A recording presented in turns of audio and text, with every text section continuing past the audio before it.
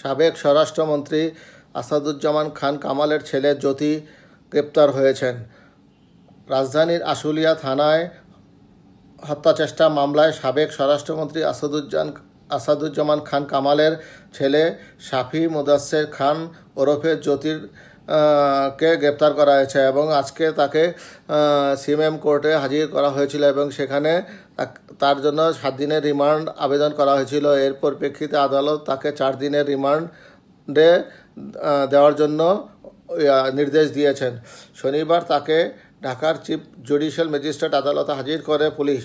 এরপর মামলার তদন্তকারী কর্মকর্তা ও আশুলিয়া থানার উপপরিদর্শক আবু তাহের মিয়া মামলার সুষ্ঠু তদন্তের জন্য তাকে 7 দিনের রিমান্ডে নিতে আবেদন করেন। শুনানি শেষে বিচারক তার 4 দিনের রিমান্ড মঞ্জুর করেন।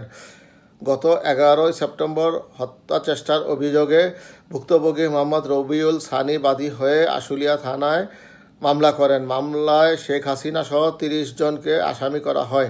এই মামলার 4 নম্বর এজাহারভুক্ত আসামি হলেন জ্যোতি। শুক্রবার 13 সেপ্টেম্বর রাতে রাজধানী থেকে তাকে গ্রেপ্তার করে ঢাকা জেলা পুলিশ।